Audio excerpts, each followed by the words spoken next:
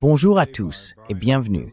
Nous sommes rejoints aujourd'hui par Brian Berletic, ancien marine américain, qui travaille depuis comme analyste et journaliste avec son propre podcast que je recommande vivement. Donc oui, bienvenue à nouveau dans l'émission. Merci beaucoup de m'avoir invité à nouveau.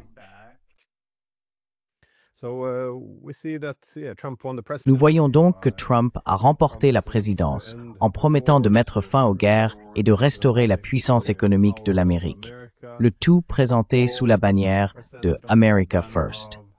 Nous avons même eu Marco Rubio, qui a prononcé ce que je considérerais comme un discours rassurant, reconnaissant qu'il prenne en compte les réalités multipolaires et que l'Amérique devra s'y adapter. Cependant, nous constatons également que, depuis son arrivée au pouvoir, l'attaque contre l'Iran est présentée comme étant en réalité America First. Les Alliés doivent se préparer à une guerre avec la Chine. C'est ce que nous avons appris du Financial Times, qui fait également partie de America First.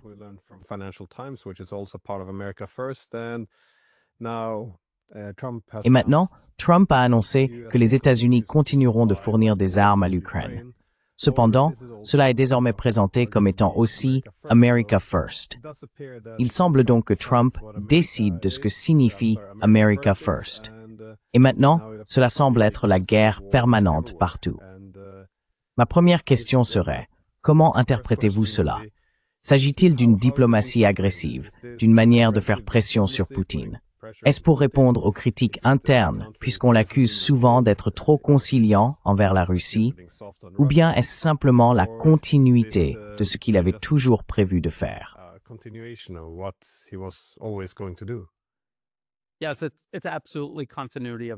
Oui, c'est absolument une continuité de l'agenda. Et c'est une continuité de l'agenda rebrandé et vendu au public sous le slogan « Rendre l'Amérique grande à nouveau » ou « l'Amérique d'abord ». J'ai essayé de mettre en garde contre cela des mois avant les élections de 2024. Il y a eu des gros titres où le candidat à la vice-présidence de l'époque, J.D. Vance, disait « Nous ne pouvons pas envoyer d'armes à l'Ukraine parce que nous devons les envoyer pour provoquer un conflit plus large avec la Chine. » Et puis quand on lui a demandé « Que faisons-nous pour l'Ukraine ?», il a essentiellement répondu « Nous allons geler le conflit ». Il n'a pas dit qu'ils allaient y mettre fin, ils ont parlé d'une zone démilitarisée et, en gros, de geler la situation, ce qui est exactement ce que les États-Unis ont fait en Syrie. Et nous avons vu comment cela s'est terminé. Donc, l'objectif n'a jamais été fin à aucun de ces conflits. Bien sûr, le peuple américain veut toujours voir ces conflits se terminer.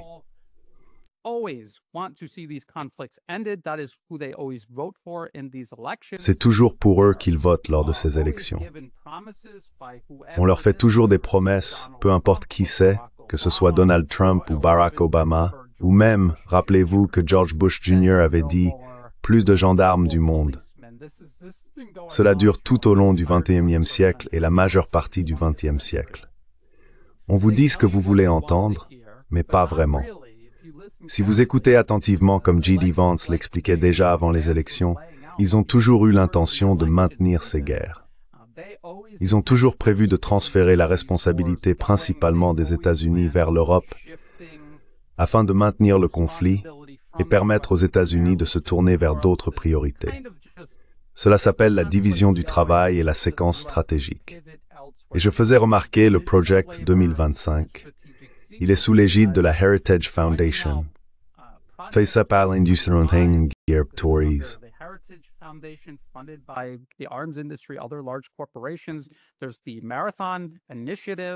Il y a l'initiative Marathon et il y a l'America First Policy Institute. Tous ces organismes étaient liés au président Trump.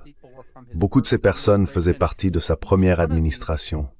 Chacun de ces think tanks politiques, ainsi que les rapports qu'ils produisaient, exposaient tout cela en détail. Ils parlaient d'augmenter le financement de l'OTAN, de faire en sorte que l'Europe paie davantage pour l'OTAN, afin que les États-Unis puissent se tourner vers la Chine. L'initiative Marathon avait d'ailleurs publié un rapport intitulé « Séquençage stratégique », dans lequel ils expliquaient qu'il fallait une répartition des tâches pour que les États-Unis n'aient pas à mener toutes ces guerres seuls en même temps. Puis dès son entrée en fonction en février, donc tout au début, le secrétaire à la Défense, Pete Hegseth, a dit à l'Europe: « Vous allez consacrer 5% à l'OTAN aux questions militaires.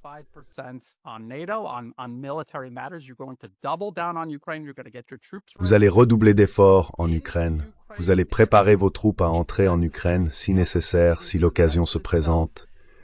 Vous allez dépenser davantage alors que nous devons nous réorienter vers la Chine. » C'était donc la répartition des tâches et la séquence stratégique exposée explicitement, mot pour mot, dans ces documents politiques, puis mis en pratique. Tout ce discours sur America First ou la fin des guerres sans fin, ce n'était que ce que les politiciens font toujours. Ils disent aux gens ce qu'ils veulent entendre pour obtenir leur soutien, puis bien sûr, ils poursuivent l'agenda habituel. C'est exactement ce que Barack Obama a fait aussi avec les électeurs démocrates qui l'ont élu pour mettre fin aux guerres.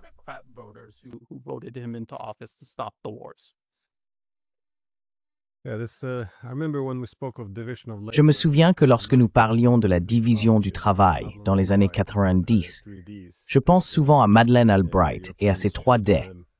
L'idée que les Européens pouvaient assurer une partie du maintien de la paix. Ainsi, les États-Unis préparaient le dîner et les Européens pouvaient faire le ménage, en quelque sorte. Les États-Unis avaient la puissance de feu, tandis que les Européens pouvaient s'occuper du maintien de la paix par la suite. Mais bien sûr, aujourd'hui, alors que la réalité multipolaire ne peut plus être niée, j'imagine que le nouvel objectif est de modifier la division du travail pour que les Européens portent davantage de responsabilités en Europe afin de contrer la Russie. C'est très différent de mettre fin au conflit avec la Russie. Mais à ce sujet, une augmentation de 5% des dépenses pour les Européens ne serait-elle pas aussi une façon de leur refiler le problème ukrainien et de permettre aux États-Unis de se retirer et à Trump de continuer à jouer le rôle de médiateur?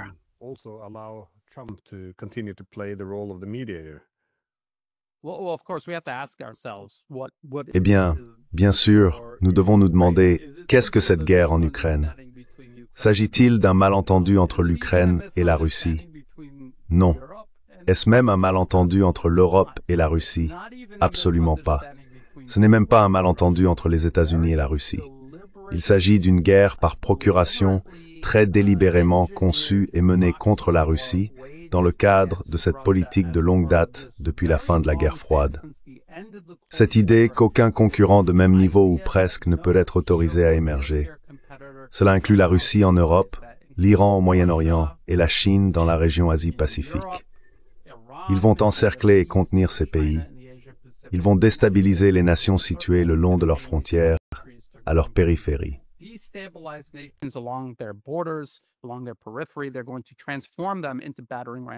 Ils vont les transformer en béliers pour les utiliser contre ces nations elles-mêmes.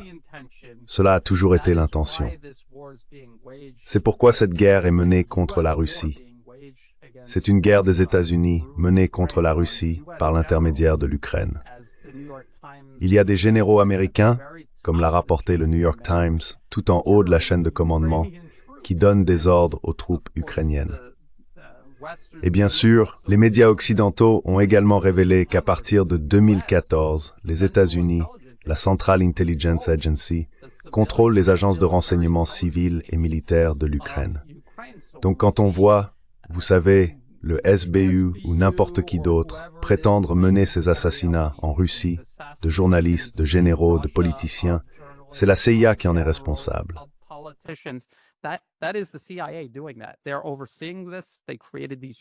Ils supervisent tout cela. Ils ont créé ces unités, ils les ont formées, et ils rendent tout cela possible. C'est donc une guerre des États-Unis contre la Russie via l'Ukraine. Ils veulent que l'Europe augmente ses efforts, détourne l'argent public du véritable public européen et le canalise dans ce projet afin de libérer davantage de ressources pour permettre aux États-Unis de se concentrer ailleurs. Ils ont besoin de démanteler l'Iran au Moyen-Orient pour isoler davantage la Russie et la Chine.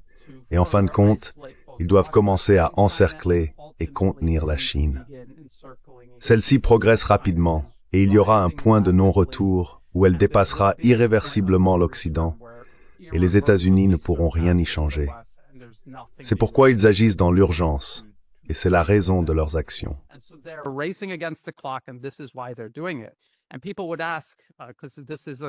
Et les gens me demandent souvent, car c'est un argument qu'on me présente tout le temps, pourquoi diable l'Europe accepterait-elle jamais cela? Pourquoi dépenserait-ils 5% de leur PIB dans une guerre par procuration des États-Unis? C'est pratiquement un suicide national. Mais n'est-ce pas ce que nous voyons l'Ukraine commettre devant la planète entière? Ils commettent un suicide national. Pourquoi? Parce que les États-Unis les ont politiquement capturés en 2014.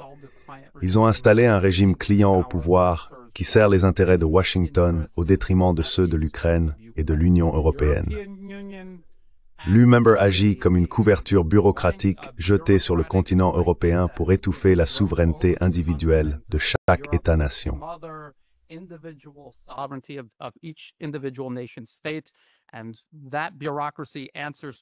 Et cette bureaucratie répond à Washington et travaille pour Washington au détriment de l'Europe. Nous pouvons déjà constater les conséquences très négatives de cela. Il n'y a aucune raison pour que ces bureaucrates disent un jour « Attendez, ce n'est pas dans l'intérêt de l'Europe ». Ils ne travaillent pas pour l'Europe, ils travaillent pour Washington. Voilà le problème.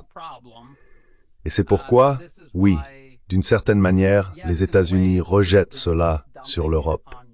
Mais il s'agit toujours d'une guerre par procuration américaine. Il n'y a aucune raison pour l'Europe, aucun intérêt européen n'est servi, de mener cette guerre ou d'avoir le moindre conflit avec la Russie dès le départ. C'est donc vraiment encore un exercice de la primauté américaine sur l'Europe et une tentative d'étendre cette primauté sur la Russie.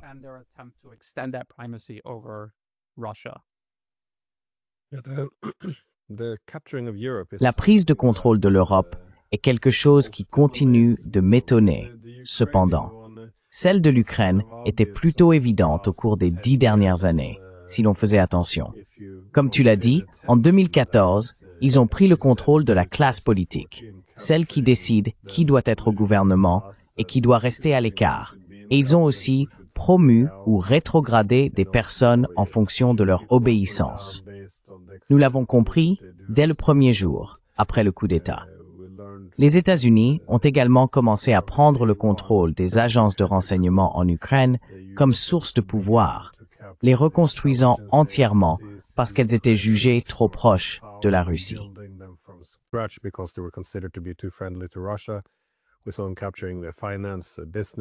Nous les avons vus prendre le contrôle de la finance, des affaires, de l'armée et même de la société civile avec toutes ses ONG et l'USAID. Il est devenu évident que le pays était sous administration américaine, ce dont s'est également plaint le procureur général Victor Shokin, que les Américains décidaient en réalité de chaque responsable gouvernemental, qui devait rester et qui devait partir. Mais les Européens me semblent encore plus déroutants. J'ai, par exemple, mené des entretiens avec des personnes comme le colonel Lawrence Wilkerson, qui affirmait qu'au début des années 2000, ils avaient des tableaux blancs à la Maison-Blanche où ils inscrivaient tous les politiciens européens, ceux qu'il fallait promouvoir, ceux qu'il fallait rabaisser, selon qui accepterait de servir les intérêts américains.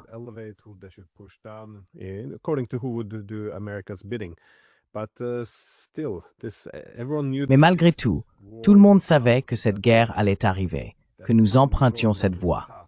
Tout le monde savait que ce serait dévastateur pour l'Europe. Encore une fois, l'Ukraine détruite, l'Europe devenant insignifiante. Cela me surprend toujours qu'il n'y ait même plus d'opposition politique. Les médias, la classe politique, tout le monde est d'accord avec cela. Même les Américains prennent leur distance. Mais voyez-vous que les Européens ne comprennent pas ce qu'ils font en dépensant ces 5%. Parce que je pense que les Européens aimeraient regagner l'affection de l'Amérique, c'est-à-dire faire en sorte que l'Amérique ne parte pas. Mais en dépensant ces 5%, cela permet à l'Amérique de partir, n'est-ce pas? C'est leur billet de sortie pour quitter le continent.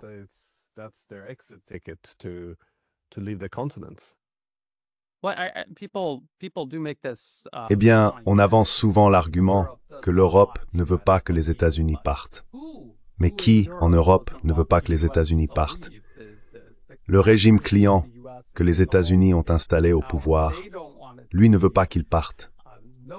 Personne d'autre ne perdrait quoi que ce soit si les États-Unis s'en allaient. Rappelez-vous simplement la période avant 2014, avant que les États-Unis ne renversent le gouvernement ukrainien. Que se passait-il alors entre l'Europe et la Russie? Il y avait une relation très constructive et en plein essor. Les gazoducs Nord Stream étaient déjà en service, Nord Stream 2 allait entrer en fonction, et l'Europe recevait des hydrocarbures bon marché de la Russie.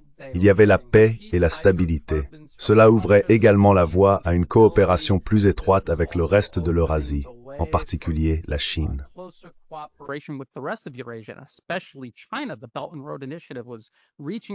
L'initiative La ceinture et la route s'étendait vers l'Europe.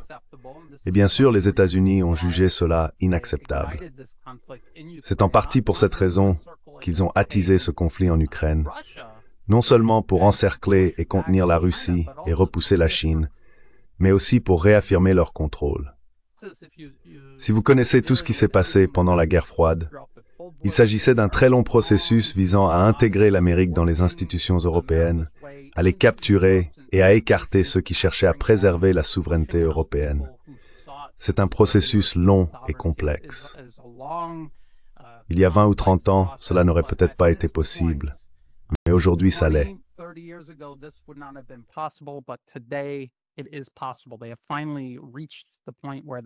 Ils ont finalement atteint le point où ils détiennent le contrôle total sur les processus politiques en Europe, et cela profite à Washington, au détriment même de l'Europe.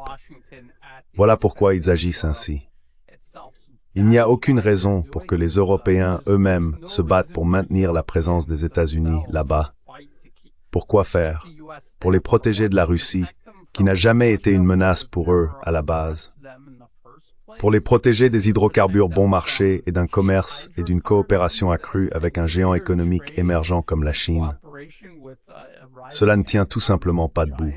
Cela n'a aucun sens. Mais en termes de préservation de la primauté américaine, à la fois sur l'Europe et dans une tentative de réaffirmer le contrôle sur la planète, oui, cela a parfaitement du sens.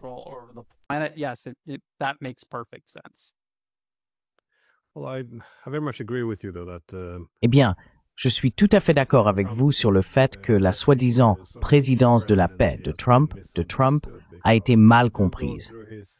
Parce que si l'on examine sa rhétorique, non seulement pendant la campagne électorale, mais aussi depuis les années 1980, il s'est toujours plaint que l'Amérique était utilisée comme un pigeon.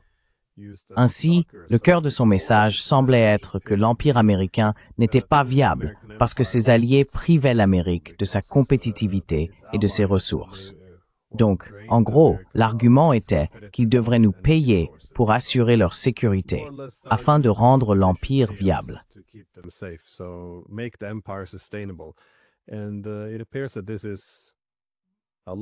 Et il semble que beaucoup de ces politiques, comme le retrait de l'ALENA et du partenariat transpacifique, étaient perçus comme insoutenables, transférant trop de capacités productives et de pouvoir de l'Amérique vers ses alliés, alors que cela devrait être l'inverse. En d'autres termes, il s'agit de générer un meilleur retour sur investissement de l'Empire pour le rendre plus durable. Même la rhétorique envers ses alliés n'est pas. Nous devons dépasser le système d'alliance et explorer d'autres voies pour assurer la sécurité. Au contraire, son argument est « vous devez obéir, sinon le couperet tombera ». Mais cela vise à assurer la pérennité de l'Empire, pas à le réduire. Avec cette idée en tête, comment expliquer la rhétorique initiale de l'administration Trump?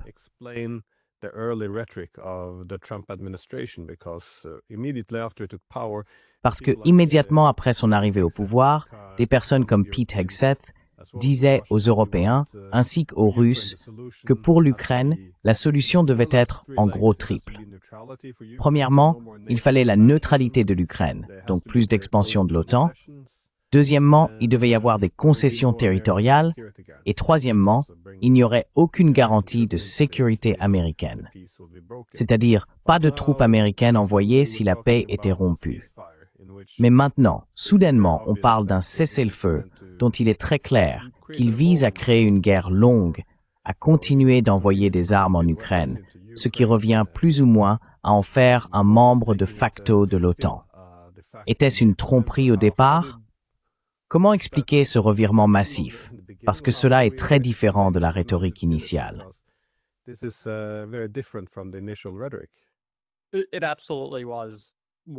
C'était absolument une tromperie à 100%.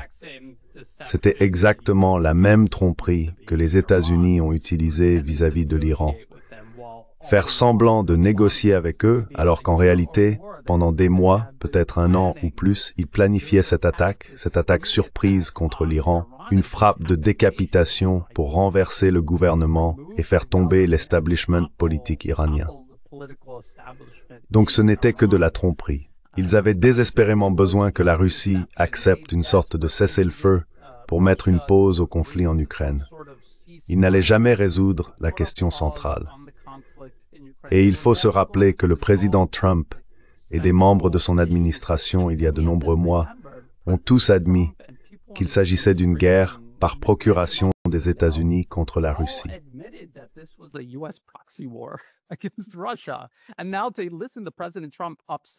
Et maintenant, entendre le président Trump être contrarié et frustré que le président russe Vladimir Poutine refuse simplement de se laisser faire et de permettre à cette guerre par procuration de continuer, ou d'être gelée et maintenue en l'état pendant que les États-Unis attaquent les alliés russes en Iran et en Chine, puis reviennent à cela. Être contrarié à ce sujet montre à quel point tout cela était dès le départ d'une hypocrisie et d'une tromperie totale. C'était une véritable supercherie. C'était le même discours que nous avions entendu avant les accords de Minsk, faire semblant de chercher une solution à ces conflits, alors qu'en réalité, nous ne faisions que gagner du temps jusqu'à ce qu'une situation plus favorable se présente et que nous puissions enfin réussir là où nous avions échoué auparavant.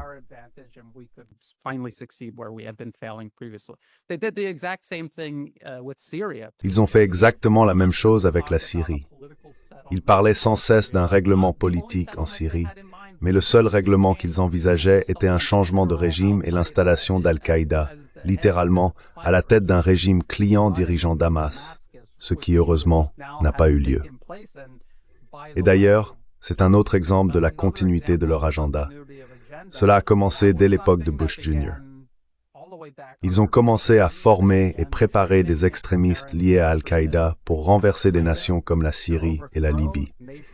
Ce qu'on a appelé le printemps arabe a éclaté sous l'administration Obama et s'est poursuivi pendant les 4 années de Trump. Puis le conflit syrien a pris fin.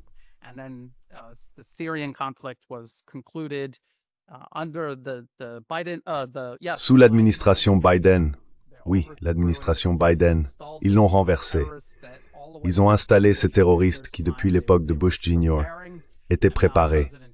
Et maintenant, le président Trump retire de la liste noire les affiliés d'Al-Qaïda, parce qu'ils ont désormais besoin de les soutenir plus ouvertement, de les armer et de préparer la Syrie comme tremplin contre l'Iran et ses alliés dans toute la région. Voilà comment tout cela fonctionne. C'est une continuité d'agenda.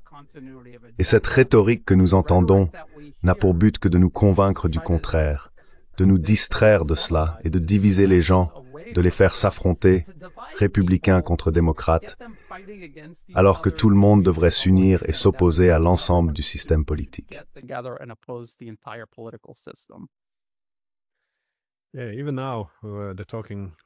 Oui, même maintenant, il parle d'une possible paix avec l'Iran. On voit la reprise des liens diplomatiques avec la Syrie dirigée par l'État islamique, ce qui, j'imagine, impliquera également des livraisons d'armes. De mon point de vue, on dirait qu'il prépare des proxys régionaux pour une nouvelle offensive contre l'Iran. Mais je pense que l'attaque surprise contre l'Iran a aussi servi d'avertissement à Moscou, car beaucoup de gens, eh bien, pour reprendre votre terme, voulaient vraiment croire qu'ils avaient à Washington un président avec qui ils pouvaient collaborer pour résoudre efficacement certains des problèmes de fond que nous connaissons en Europe depuis la fin de la guerre froide, c'est-à-dire l'échec à établir une architecture de sécurité post-guerre froide mutuellement acceptable.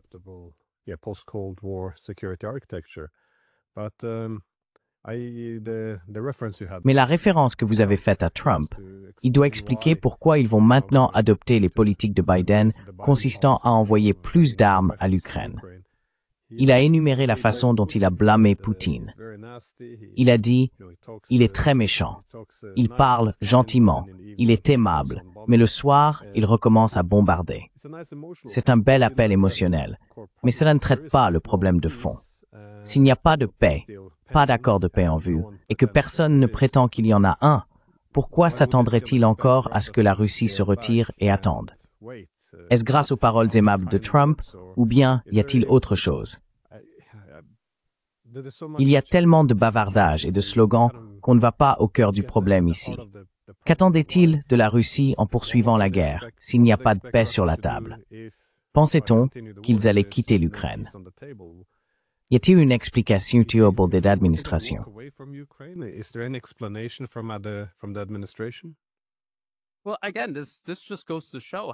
Eh bien, encore une fois, cela montre à quel point le président Trump a été malhonnête dès le début. Il y a une cause profonde à ce conflit, et lui-même ainsi que des membres de son administration l'ont souligné. Il s'agit d'une guerre par procuration menée par les États-Unis contre la Russie. Donc, si cela est vrai, alors absolument chaque étape de ce processus est complètement erronée. S'il avait réellement l'intention de résoudre ce problème, il doit s'attaquer à cet aspect, car c'est la cause profonde, celle à laquelle la Russie elle-même fait constamment référence dans toutes ses négociations en cours. Il répète sans cesse que si l'on ne s'attaque pas à la cause profonde, à savoir qu'il s'agit d'une guerre par procuration des États-Unis contre nous, ce n'est pas une guerre entre nous et l'Ukraine, c'est une guerre par procuration entre les États-Unis et la Russie, menée à travers l'Ukraine.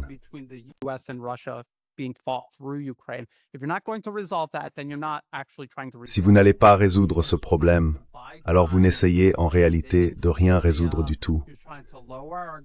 Vous essayez simplement de gagner du temps, comme vous l'avez fait en Syrie. Vous essayez d'abaisser notre vigilance, comme vous l'avez fait avec l'Iran. Et donc, comme vous le dites, il n'y a aucune raison pour que la Russie accepte quoi que ce soit.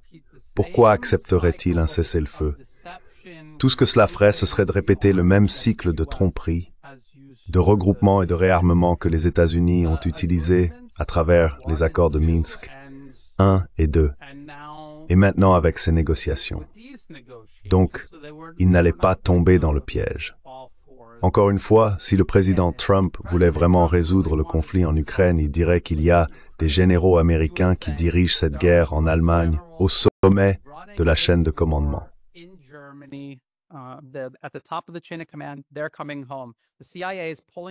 Ils rentrent chez eux, la CIA se retire d'Ukraine, ils n'ont aucun droit d'y être.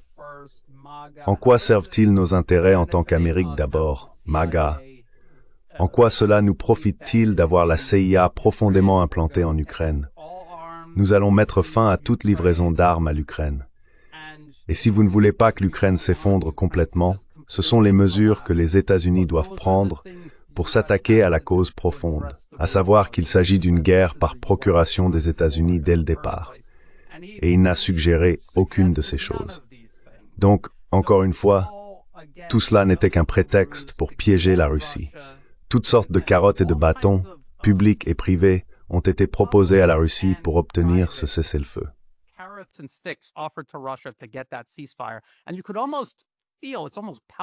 Et on pouvait presque ressentir, c'est presque palpable, la colère et la frustration de l'establishment américain, des intérêts particuliers non élus qui dictent leur politique au président Trump et à tous les autres. On voyait à quel point ils étaient en colère et frustrés que la Russie n'ait pas accepté. Et maintenant, les États-Unis vont devoir poursuivre cette guerre, tout en continuant leur tentative de renverser le gouvernement iranien et d'essayer de contenir la Chine. Ainsi, la séquence stratégique vise à empêcher les États-Unis de devoir mener 3 guerres en même temps. La Russie, l'Iran et la Chine ne permettent pas aux États-Unis de le faire, et ils n'en ont aucune raison. C'est une question d'auto-préservation pour ces nations et pour toutes les nations intermédiaires. En somme, pour l'ensemble du monde multipolaire.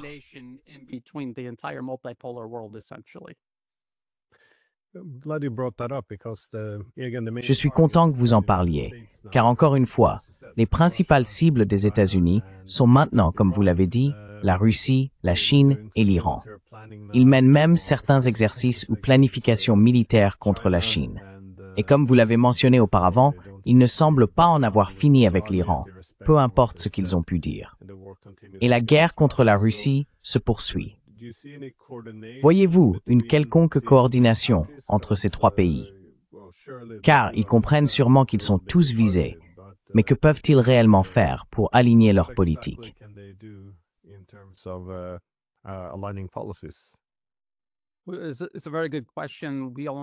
C'est une très bonne question. Nous ne connaissons que différentes parties de ce puzzle. Mais il faut souligner un point qui devrait être très clair. Dans le Project 2025, la Marathon Initiative, l'America First Policy Institute, ils ont tous identifié la Russie, la Chine, l'Iran et aussi la Corée du Nord comme des menaces principales pour les États-Unis. Et quand ils disent pour les États-Unis, ils parlent de la primauté américaine à l'étranger. Ils ne menacent pas les États-Unis à l'intérieur de leurs propres frontières. Donc, si vous identifiez ces nations comme des adversaires, bien sûr que votre politique étrangère sera conflictuelle, même si vous prétendez vouloir une réconciliation avec ces pays. Je pense simplement qu'il est important de le souligner.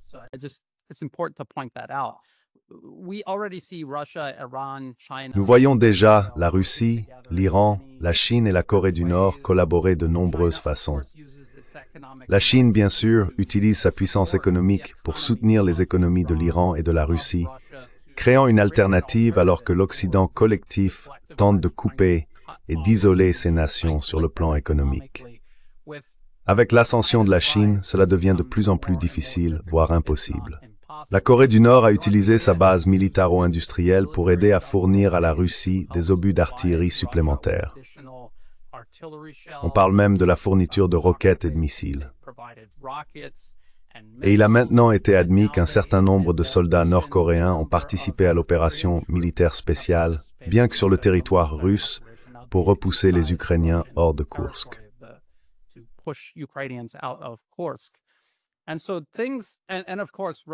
Ainsi, bien sûr, la Russie et la Chine, et je pense aussi la Corée du Nord, ont pendant de nombreuses années aidé l'Iran à développer son arsenal de missiles balistiques, qu'il a utilisé pour dissuader ou se défendre contre des tentatives de changement de régime soutenues par les États-Unis, que ce soit les États-Unis, Israël ou les deux qui l'attaquent. Et cela va continuer. Je pense qu'ils vont continuer à l'étendre. Je pense qu'il se passe beaucoup de choses que nous ne voyons pas vraiment. Ces nations ne veulent pas créer un miroir de l'OTAN. Elles essaient de construire un ordre mondial multipolaire. Elles ne veulent pas remplacer l'hégémonie américaine par une hégémonie chinoise, russe ou d'un autre type. Elles souhaitent un monde véritablement multipolaire où il existe un équilibre des puissances mondiales. Cela est donc pris en compte lorsqu'elles coordonnent leurs réponses.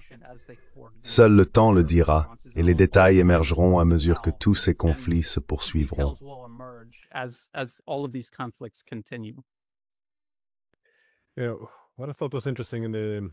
Ce que j'ai trouvé intéressant lors du sommet sur la sécurité de Munich, c'est que Keith Kellogg a dit aux Européens qu'il fallait changer de cap vis-à-vis de la Russie. Et la raison qu'il a donnée était celle que vous avez suggérée. Il a expliqué que c'était profondément problématique, que, eh bien, avant la guerre, du moins avant l'invasion russe en 2022, il n'y avait pas eu de coopération sécuritaire aussi étroite entre les Russes et les Nord-Coréens, ou entre les Russes et les Chinois.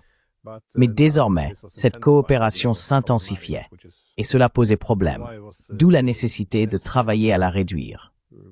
On part du principe que si l'on met fin à la guerre contre la Russie, alors ces relations ne seront plus aussi étroites. En réalité, ils n'ont pas mis fin au conflit ni à la guerre contre la Russie. Ils ont simplement essayé de les éloigner tout en poursuivant ces guerres. Mais cela semble échouer.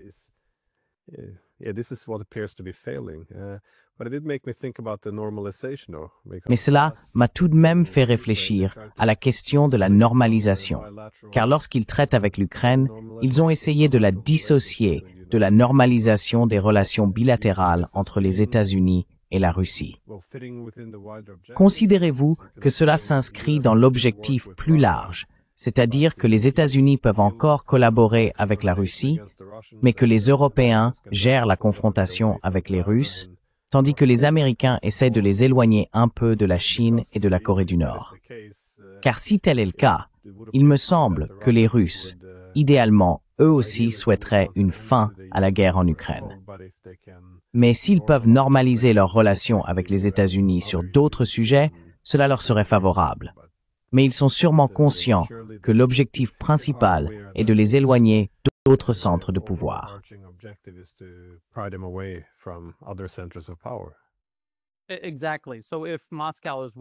Exactement. Donc, si Moscou est bien consciente de la stratégie de séquençage des États-Unis, l'idée selon laquelle, oui, il faut faire semblant d'être amis avec la Russie maintenant pour pouvoir vaincre l'Iran et la Chine séparément, puis isoler la Russie et la vaincre plus tard, si la Russie en est consciente, quel intérêt aurait-elle à jouer ce jeu? Mais je dirais une chose. La raison pour laquelle ils poursuivent le conflit en Ukraine n'est pas nécessairement celle que l'on avance. Les gens répètent que la Russie a vaincu les États-Unis en Ukraine. Or, la guerre continue. La Russie est fortement engagée, au point même d'être surexposée.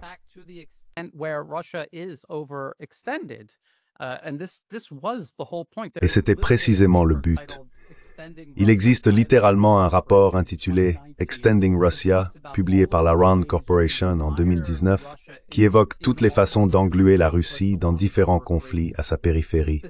Il mentionne spécifiquement l'Ukraine, mais aussi la Syrie. En occupant la Russie en Ukraine à partir de 2022, son engagement en Syrie a été affaibli, il a été sapé. C'est ce qui a permis aux États-Unis de finalement renverser la Syrie. Ils forcent donc la Russie à prendre des décisions très difficiles. Ils font exactement la même chose avec l'Iran et aussi la Chine. C'est leur stratégie.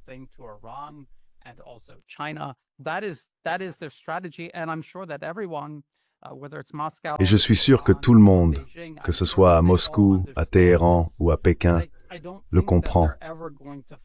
Je ne pense pas qu'ils croiront un jour à l'idée d'être acceptés par l'Occident. À ce stade, je ne pense pas que qui que ce soit puisse être assez naïf ou insensé pour croire qu'il a une place à cette table. Ce n'est pas comme ça que ça fonctionne. Ça n'a jamais fonctionné comme ça. La seule fois où ils offrent une place, c'est s'ils essaient de vous piéger pour que vous baissiez la garde ou de vous convaincre d'adopter une politique autodestructrice, comme accepter un cessez-le-feu pour que les États-Unis puissent diriger leurs ressources ailleurs, puis revenir quand vous êtes isolés et plus faibles que jamais.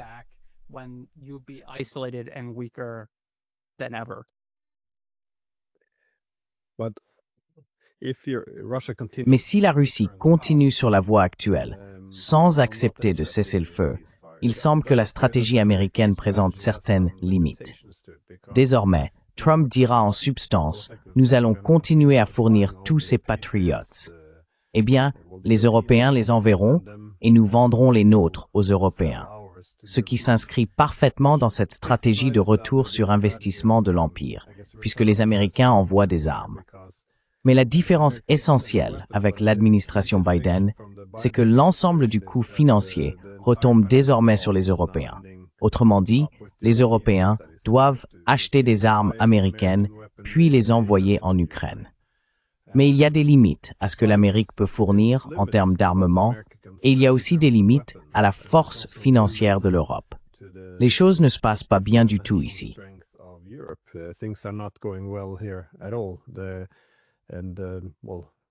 Eh bien, ils sont tous désormais confrontés à de plus en plus de problèmes économiques, ce qui se traduit également par un manque encore plus grand de légitimité politique. Je pense que c'est l'une des crises majeures auxquelles nous allons être confrontés en Europe dans les années à venir. La classe politique, dans un nombre croissant de pays européens, n'est plus perçue comme ayant une véritable légitimité. Combien de temps l'Occident politique peut-il continuer cette guerre par procuration avant que quelque chose ne cède? Parce que même si Trump envoie maintenant toutes les armes dont il parle, la Russie ne cédera à aucune pression si elle n'obtient pas l'accord de paix qu'elle exige, comme Hegseth l'a expliqué il y a quelques mois. Alors, combien de temps cela peut-il réellement durer? Ou quelle est l'importance si l'Amérique ou Trump décide finalement que c'est sa guerre? Quelle en est la signification?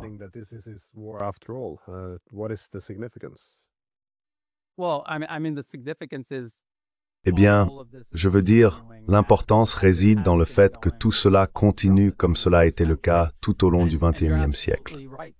Et vous avez tout à fait raison. Les États-Unis ont des atouts, mais ils ont aussi des faiblesses. Leur base militaro-industrielle est l'une de ces grandes faiblesses, et elle a été mise en évidence par ce conflit en Ukraine.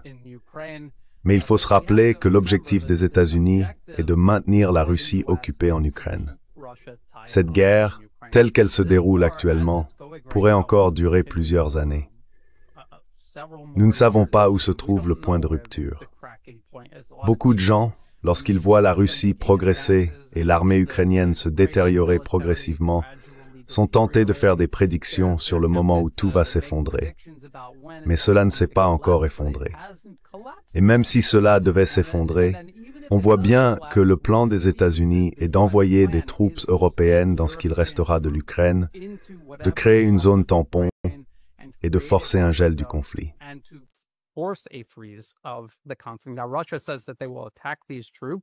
Maintenant, la Russie déclare qu'elle va attaquer ses troupes. Et c'est une impasse qui se déroule actuellement. Nous ne savons pas comment ça va évoluer, mais c'est ce à quoi ils se préparent. Ils se préparent ouvertement à faire cela, cette coalition de volontaires qui s'est formée au cours des derniers mois. Ça faisait partie de la directive du secrétaire Hegseth en février, qui disait aux troupes européennes et non européennes qu'elles allaient entrer en Ukraine dans le cadre d'un accord de paix. Mais lorsqu'il a parlé d'accord de paix, il voulait dire geler la situation, une zone tampon à la syrienne.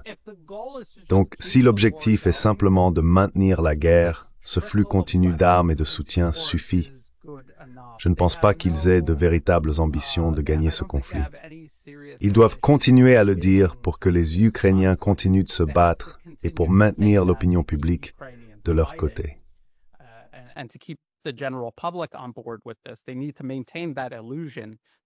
Ils doivent entretenir cette illusion. Ils n'admettront jamais que le plan, depuis le début, était de se battre jusqu'au dernier Ukrainien. D'ailleurs, dans le rapport de la Rand Corporation de 2019, il était même indiqué que si nous provoquions une guerre avec la Russie en Ukraine, cela mènerait presque à coup sûr à tout ce que nous voyons aujourd'hui, un nombre énorme de victimes, la perte de territoire et un règlement désavantageux une fois que tout sera épuisé et se sera effondré. Et c'est exactement ce que nous observons. L'objectif maintenant n'est pas de changer le cours du conflit, c'est simplement de le prolonger aussi longtemps que possible, pendant que les États-Unis opèrent un pivot et tentent de démanteler l'Iran, tout en continuant à essayer de provoquer et de confronter la Chine juste au large de ses propres côtes.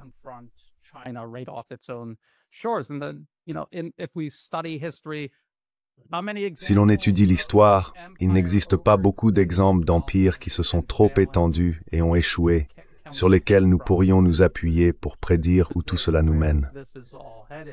Ce n'est pas parce que l'échec semble inévitable qu'ils ne vont pas tout faire pour essayer malgré tout. Je pense que c'est ce que nous voyons actuellement. Et bien sûr, je rappelle toujours aux gens de ne pas sombrer dans la complaisance. Le multipolarisme n'est pas acquis. Il faudra de l'engagement, du travail acharné et des sacrifices de la part de tous, partout, pour que cela se réalise.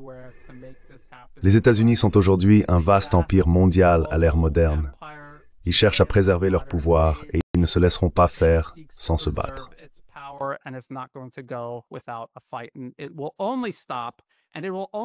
Cela ne s'arrêtera, ne sera contenu et ne changera de cap que lorsque le reste du monde créera un environnement dans lequel il ne pourra plus poursuivre son impérialisme. Et c'est là que les véritables lignes de front sont tracées. Elles ne sont pas tracées entre républicains, démocrates, deep state ou MAGA aux États-Unis. Tout cela n'est que, si l'on veut utiliser le terme deep state, ce n'est qu'un habillage du deep state pour que tout le monde aille dans la même direction. La véritable opposition se situe en réalité entre l'ordre mondial unipolaire et l'ordre mondial multipolaire. Voilà où se trouvent les vraies lignes de front.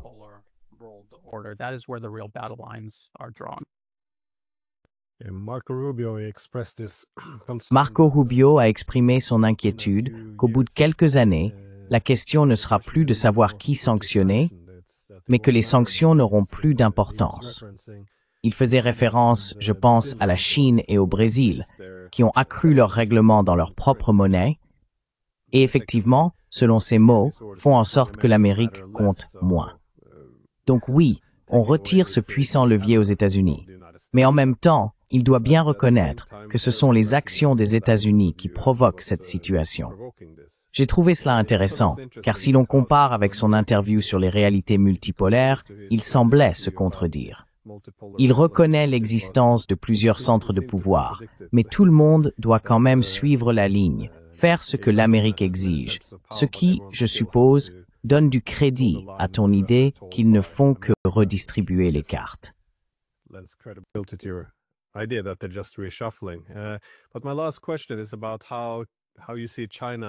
Mais ma dernière question concerne la manière dont vous voyez la Chine réagir à tous ces développements, car il y a eu des commentaires de la part de la Chine affirmant qu'ils ne peuvent pas laisser la Russie échouer, car ils savent qu'ils seront les prochains sur la liste si cela arrive. De plus, il semble que la Chine ait aidé l'Iran à reconstituer une partie de son arsenal. Ce n'est pas clair, mais il semble au moins que certains vols militaires aient effectué des livraisons en Iran. Vous pouvez également ajouter, même si je ne sais pas dans quelle mesure, que la Chine coupe l'accès des États-Unis aux terres rares dont ils ont besoin pour leur armement. Mais comment la Chine s'implique-t-elle dans tout cela, sachant qu'après la Russie et l'Iran, elle sera la prochaine? Comment cherche-t-elle à empêcher ce scénario?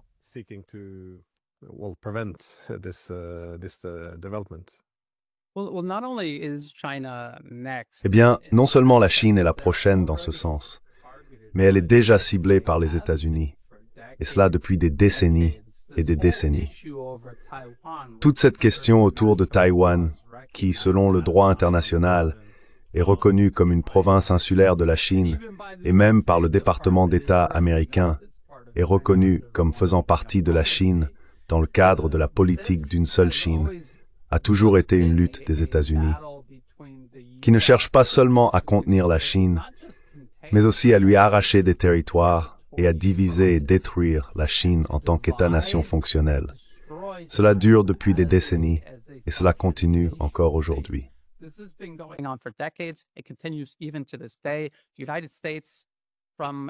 Les États-Unis, depuis au moins l'administration Obama jusqu'à aujourd'hui, on en entend encore parler dans les médias plusieurs fois par an, ont soutenu des militants au Baloutchistan, dans le sud-ouest du Pakistan, qui ont tué des ingénieurs chinois ainsi que les forces de sécurité pakistanaises chargées de les protéger.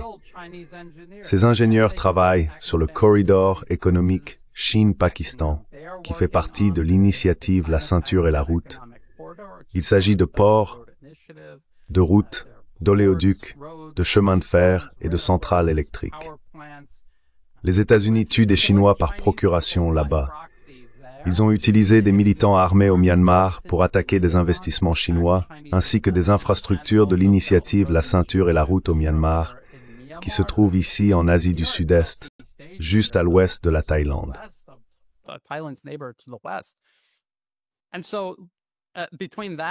Ainsi, entre cela, le stationnement de troupes américaines à Taïwan, malgré la reconnaissance officielle de Taïwan comme faisant partie de la Chine, et cet énorme renforcement militaire tout le long de la côte chinoise et de sa périphérie, il y a une ingérence politique continue ici, en Asie du Sud-Est, ici en Thaïlande, où je me trouve. Mais le NED, beaucoup de gens pensent que Trump a démantelé et supprimé le financement du National Endowment for Democracy. Ce n'est pas vrai. Leur site web est toujours en ligne. Ils ont une nouvelle politique de non-divulgation. Ils ne révèlent plus leur financement. le vernis de transparence a disparu, et il continue d'essayer d'éloigner ces nations de leurs propres intérêts, qui incluent la coopération avec la Chine. Donc la Chine est déjà assiégée, et c'est quelque chose que je pense les gens ont du mal à comprendre.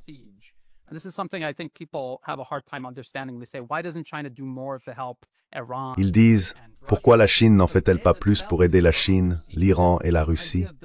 Parce qu'elle-même est assiégée. Cette idée de division du travail, de séquençage stratégique et d'enlisement de ces nations, et d'un grand nombre de confrontations, tout au long de leur périphérie, vise à les immobiliser pendant que les États-Unis les battent une à une. C'est donc contre cela qu'ils luttent constamment. Je pense que nous pouvons nous accorder sur le fait que la Chine s'exprime davantage. Elle devient plus affirmée à mesure qu'elle se renforce. Et à mesure que les États-Unis limitent le nombre d'options qui s'offrent à elle, la Chine va devoir riposter de plus en plus ouvertement, car les États-Unis ne lui laissent pas d'autre choix. Et elle acquiert le pouvoir de le faire efficacement. C'est donc une situation de tiraillement. Et l'équilibre des forces est le cadre dans lequel tous ces événements, c'est cela que nous devons surveiller.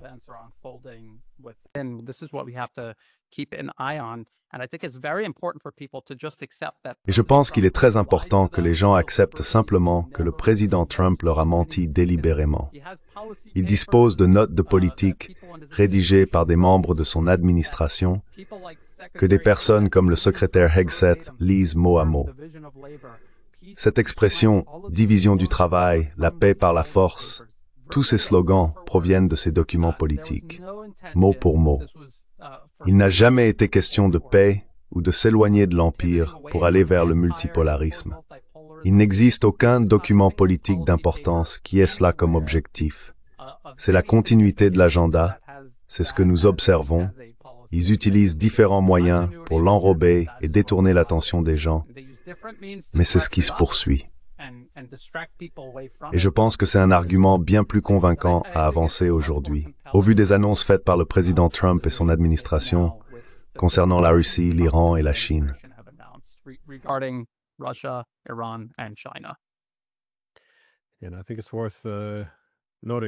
Et je pense qu'il est également important de noter que tout comme les électeurs américains ont voté pour Trump, les partisans de l'Amérique d'abord du mouvement MAGA ont commencé à se rendre compte qu'ils ne mettaient pas réellement en œuvre ce qu'il avait promis ou évoqué pendant la campagne.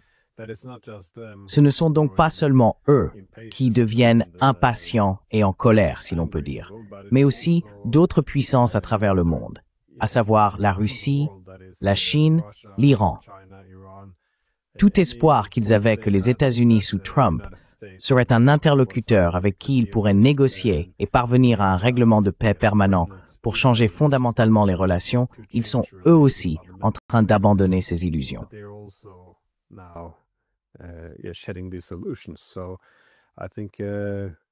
Donc, je pense qu'il va y avoir une opposition beaucoup plus ferme contre l'Amérique, non seulement de l'intérieur, à mesure que Trump perd de plus en plus de soutien, mais aussi de la part de ces puissances eurasiennes qui, désormais, s'étaient perçues comme leur dernier espoir d'avoir un partenaire à la Maison-Blanche.